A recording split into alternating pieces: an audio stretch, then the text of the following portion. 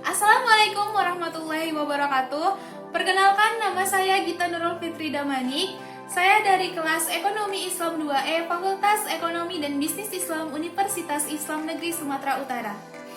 Video kali ini saya perbuat untuk memenuhi tugas mata kuliah Metodologi Studi Islam yang diajarkan oleh dosen saya yang terhormat Ibu Saidatul Fadila MPD. Baiklah, di sini kita masuk pembahasan yang pertama, yaitu tentang sejarah pemikiran agama. Di sini itu kita harus mengetahui dulu apa itu agama. Agama itu dalam bahasa Arabnya din, terus dalam bahasa Eropanya itu religi. Kalau secara etimologis yaitu berasal dari bahasa Sanskerta, berasal dari dua kata, yaitu dan gama. A ini artinya tidak, gama ini pergi. Jadi agama itu tidak pergi, dia itu selalu turun-temurun dan diwarisin secara turun-temurun. Tetapi secara terminologis, agama itu dapat kita artikan ajaran yang berasal dari Tuhan atau hasil dari renungan manusia kita sendiri yang terkandung dalam kitab suci. Dia itu turun-temurun, diwarisin secara generasi ke generasi, dengan tujuan untuk mendapatkan kebahagiaan dunia dan akhirat. Beberapa ahli mengatakan sulitnya untuk mencari arti dari agama itu sendiri.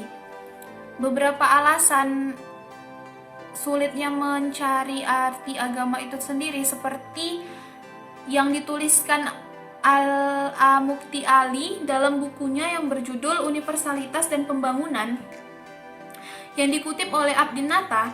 Pertama, bahwa pengalaman dalam beragama itu yang sifatnya agama itu batini, individualis dan subjektif, itu membuat kita sulit untuk mengartikan agama itu sendiri. Yang kedua, semangat emosional orang. Kalau misalnya kita membahas tentang agama, pasti dia itu memiliki arti yang berbeda antara individu satu dengan individu yang lainnya.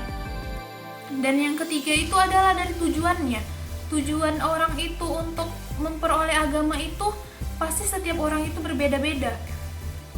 Jadi konsepsi konsepsi masing-masing manusia itu pasti berbeda tentang agama tersebut, karena dia itu berdasarkan pengalaman individualis dan dari faktor intern dari dalam diri kita sendiri.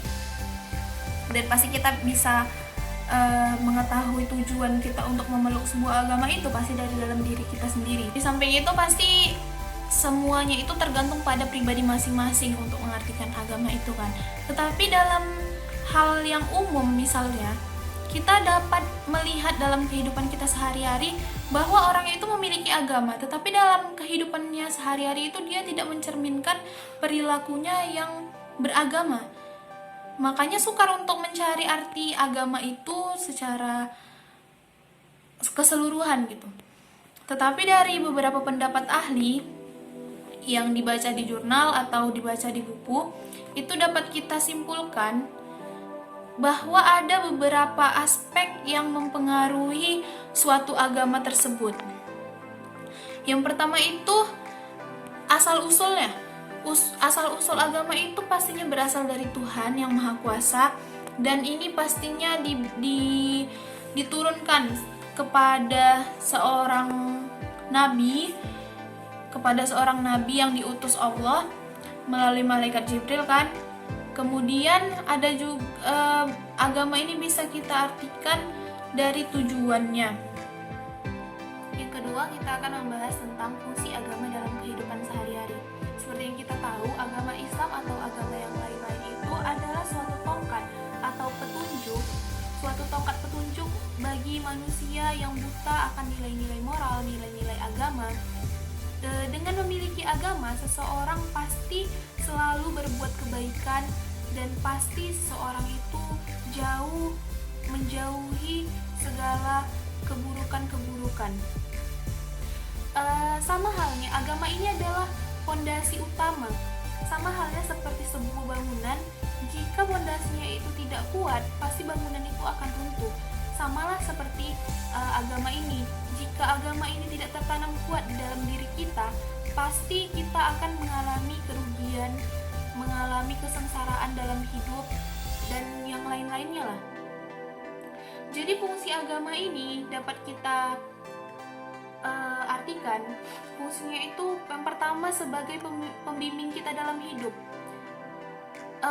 Kalau misalnya orang yang beragama, pasti dia memiliki tujuan hidup, memiliki arah hidup, memiliki pembimbingan dalam hidup dia. Ada beberapa fungsi agama dalam kehidupan manusia.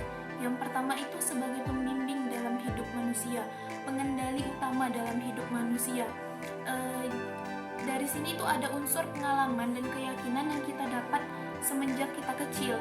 Apabila kehidupan manusia itu harmonis dan dia mendapat dorongan baik secara biologis, dorongan secara sosial, dorongan secara di masyarakat, pasti dia akan menjalani semua dorongan ini dengan tenang kalau misalnya dia memiliki agama. Yang kedua, dari fungsi agama tersebut sebagai penolong dalam kesukaran. Kita tahu dalam kehidupan kita tidak mungkin semulus-mulus jalan tol. Pastinya kita memiliki rintangan dan tantangan yang kita hadapi di dalam kehidupan kita sehari-hari. Tetapi dengan agama, dengan keyakinan kita kepada Allah, pasti kita meyakini bahwa rintangan itu dapat kita lalui, dapat kita jalani dengan pertolongan Allah. Karena kita menganggap bahwa Allah itu tidak akan pernah mengasih ujian kepada hambanya apabila hambanya itu tidak sanggup menjalaninya. Jadi apabila kita dapat menghadapi rintangan itu dan kita berhasil melewati tantangan itu, pasti keimanan kita bakalan ditambah oleh Allah, pasti keimanan kita bakalan ditingkatkan oleh Allah. Karena kita percaya bahwa Allah itu bisa menolong kita dalam kita mendapatkan rintangan dan cobaan tersebut. Yang ketiga adalah penentraman batin. Jika orang yang tidak memiliki keimanan kepada Allah, pastinya dia akan memiliki kekhawatiran dalam dirinya sendiri. Gak peduli itu dia orang miskin atau dia orang kaya. Misalnya orang kaya, pastinya takut kalau misalnya kehilangan harta. Kayak mana kalau misalnya nanti hartanya diambil orang atau rumahnya dibobol maling. Terus kalau orang yang miskin, dia tidak memiliki keyakinan kepada Allah, pasti dia memikirkan kayak gini, kenapa ya aku ditakdirkan seperti ini? Tapi lain halnya itu namanya tidak mensyukuri nikmat. Tapi lain halnya dengan orang yang memiliki keimanan yang tinggi kepada Allah. Gak peduli dia kaya atau miskin juga. Kalau misalnya dia kaya, pasti dia menganggap bahwa hartanya itu hanya titipan dari Allah. Pasti dia sering nanti sedekah ke anak yatim piatu, hartanya digunakannya dengan sebaik-baiknya. Kalau misalnya orang yang kekurangan harta tapi dia memiliki keimanan kepada Allah, pasti dia dalam kehidupannya tetap mensyukuri apa yang sudah diberikan Allah kepadanya. Itulah gunanya agama itu, dalam fungsi agama itu dalam penentraman batin kita. Pasti kita lebih tentram hati kita dengan keimanan yang kita miliki. Yang keempat itu fungsinya pengendalian moral. Pengendalian moral di dalam Islam. Moral di dalam Islam itu sangat diutamakan. Seperti kita tidak, dalam Al-Quran ada ayat Al-Quran yang mengatakan, yang artinya itu janganlah engkau berkata-kata kasar, janganlah engkau mengucapkan kata kepada ibumu. Hanya dengan kata-kata itu udah dikategorikan sebagai anak yang durhaka kepada orang tuanya, terutama kepada ibunya. Moral di dalam Islam itu sangat diutamakan. Kita harus berperilaku yang baik, yang santun kepada orang yang lebih tua daripada kita. Kita harus hormat kepada sesama kita. Kita harus menghormati juga kepada yang di bawah kita. Kita harus menyayangi. Itulah dalam agama itu fungsinya itu sebagai pengendalian moral kita. Di dalam pengendalian moral tadi tidak hanya kita saling menghormati satu sama lain, tetapi kita juga harus berperilaku jujur, tidak boleh bohong kepada siapapun. Biarpun kalau kita jujur itu menyakitkan, tapi kita harus tetap jujur. Selanjutnya adalah fungsi agama itu dalam kehidupan manusia adalah menghindarkan diri dari perbuatan buruk. Kita orang yang beriman pasti kita takut untuk melakukan kegiatan-kegiatan buruk, kegiatan-kegiatan yang melanggar dari perintah-perintahnya Allah. Pasti kita selalu dalam jalan yang benar, pasti kita selalu berbuat kebaikan dalam bentuk apapun itu. Selanjutnya adalah untuk meningkatkan toleransi kita. Kita sebagai umat yang beragama, apalagi di Indonesia ada beberapa agama di Indonesia ini, kita sebagai orang yang beriman pasti kita memiliki rasa toleransi antar umat beragama, seperti dalam Quran surah Al-Kafirun, lakum dinukum waliyadin, untukku agamaku dan untukmu agamamu. Jadi kita tidak boleh dalam umat beragama itu saling mencaci maki, saling merasa benar. Kita harus memiliki rasa toleransi antar umat beragama tersebut. Dan dalam toleransi juga kita bukan hanya toleransi umat beragama, juga kita dalam sesama kita sendiri, kita harus memiliki sifat toleransi, tidak boleh menyakiti satu sama lain, kita harus menghormati satu sama lain, saling tolong menolong, dan yang lain-lain. Selanjutnya kita akan membahas tentang kebutuhan manusia terhadap agama. Seperti yang sudah saya jelaskan tadi, agama itu apa secara terminologis, dan agama itu apa secara etimologis. Agama itu memang menguasai diri seseorang dan membuat dia tunduk kepada Tuhan dan menjalankan ajaran-ajaran agama. Lebih lanjut lagi, agama itu membawa kewajiban-kewajiban yang kalau tidak kita laksanakan itu akan menjadi hutang bagi kita sendiri. Dan apabila kita melaksanakan kewajiban itu dengan patuh, pastinya kita akan mendapatkan balasan yang baik dari Allah. Dan apabila kita mengerjakan kewajiban itu secara tidak patuh, pasti pun kita akan mendapatkan balasan yang buruk dari Allah. Dan itu memang udah adanya hubungan timbal balik. Apa yang kita lakukan yang baik-baik, pasti kita pun akan mendapatkan balasan yang baik. Dan apabila kita pun melakukan yang buruk-buruk, pasti pun kita akan mendapatkan balasan yang buruk-buruk juga. Di dalam agama terdapat 3 alasan yang melatar belakangi perlunya manusia terhadap agama. Yang pertama itu fitrah manusia. Karena di dalam diri manusia itu udah terdapat potensi untuk beragama, maka potensi ini perlu kita arahkan, perlu mendapatkan bimbingan itu dengan cara memperkenalkan agamanya itu sendiri. Fitrah keagamaan ini yang melatar belakangi kebutuhan manusia terhadap agama tersebut. Oleh karena itu, apabila datang seruan Allah, wahyu Allah untuk kita memeluk suatu agama, itu dia udah menerima sesuai dengan fitrah yang terdapat dalam diri manusia itu tersebut. Seperti dalam Quran surah Ar-Rum ayat 30, A'udzubillahi minasyaitonirrajim, Bismillahirrahmanirrahim. Fa'akim wajhaka dini hanifa fitratallahi allati fataran nasi 'alaiha, yang artinya itu hadapkanlah wajahmu yang lurus kepada agama Allah, tetaplah atas fitrah Allah yang telah menciptakan manusia sesuai dengan fitrahnya. Tetapi bukti lain bahwa manusia itu sudah memiliki fitrah dalam dirinya itu sendiri, seperti pada bangsa manusia primitif zaman dulu. Zaman dulu mereka belum mengenal adanya agama. Dahulu itu mereka tahu adanya Tuhan. Mereka itu menyembah pohon yang mereka anggap sakral yang udah beratus-ratus tahun hidup. Jadi itu yang mereka sembah. Tetapi dengan seiring berjalannya waktu, mereka mengganti pohon yang mereka sembah itu dengan seperti danau yang dalam. Mereka menganggap bahwa danau itu memiliki kesucian. Selanjutnya terlepas dari yang danau atau benda-benda lain itu, manusia dengan perkembangan zamannya mereka menyembah dewa.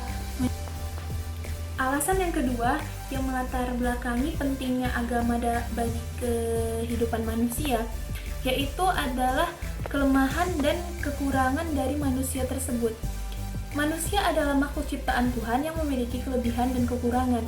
Jadi dengan adanya kekurangan dan kelemahan manusia ini dengan fitrahnya merasakan membutuhkan Tuhan untuk kehidupannya sehari-hari agar dia aman dalam melakukan kehidupannya tersebut. Dan dia juga akan merasakan bahwa Allah itu memelihara dia, menolong dia dengan adanya kelemahan dia itu yang tidak bisa digapainya secara sendiri. Dan yang ketiga adalah tantangan dalam hidup manusia tersebut. Tantangan itu bisa berasal dari dalam dan bisa berasal dari luar. Yang berasal dari dalam itu bisikan setan seperti untuk menjauhi Allah, melanggar perintah-perintahnya Allah. Dan yang kedua itu tantangan dari luar seperti hiburan yang berlebihan, seperti shopping misalnya. Jadi agama itu dibutuhkan manusia untuk menetralisir setan-setan itu supaya dia tidak bisa mempengaruhi diri kita, supaya kita tetap berada di jalannya Allah, supaya kita tetap mengikuti perintah-perintahnya Allah. Itulah yang dibutuhkan manusia dengan agama itu sendiri. Dan dari tantangan-tantangannya itulah yang menjadi upaya kita untuk membentengi dan melindungi diri kita dari syaitan, dari hawa nafsu kita. Jadi kita selalu berada dalam jalannya Allah, selalu mematuhi perintah-perintahnya Allah. Pembahasan terakhir yaitu tentang doktrin kepercayaan agama. Doktrin berasal dari bahasa Inggris yang artinya ajaran, tetapi doktrin di sini dimaksudkan adalah ajaran-ajaran yang bersifat absolut dan tidak bisa diganggu-gugat. Islam itu adalah agama multidimensi yang kita dapat mengartikannya dari berbagai aspek, bisa dari budaya, sosial, tetapi di sini saya akan menjelaskannya melalui aspek doktrin. Di dalam Islam itu ada trilogi doktrin yang dikenal dengan trilogi ajaran ilahi. Itu mencakup iman, ihsan, dan Islam. Yang pertama adalah iman. Iman itu adalah bentuk masdar dari amana yu'minu imanan, yang artinya kepercayaan. Jadi maksudnya di sini kita sebagai manusia harus mempercayai adanya Allah, adanya malaikat, adanya kitab, adanya rasul, adanya hari kiamat, adanya qada dan qadar. Nah, itu termasuk dari rukun iman yang ada 6 itu kan. Jadi di sini pengertian dari iman itu sendiri yaitu percaya bahwa Allah itu ada dan yang diciptakan Allah itu ada semuanya yang dalam rukun iman yang 6 itu. Menurut ahlu sunnah wal jamaah, iman yang sempurna itu adalah ketika kita mengucapkan dengan lidah kita dan kita benarkan dengan hati kita dan kita lakukan dengan anggota tubuh kita. Dan yang ketiga adalah ihsan. Ihsan itu menurut bahasanya adalah perilaku dan perbuatan baik. Tetapi menurut terminologinya, ihsan itu adalah bahwa kita percaya bahwa Allah itu melihat segala kebaikan yang kita lakukan. Sesuai dengan makna yang dikatakan oleh Rasulullah, engkau menyembah Allah seolah-olah engkau melihatnya. Jika tidak, maka dia melihatmu.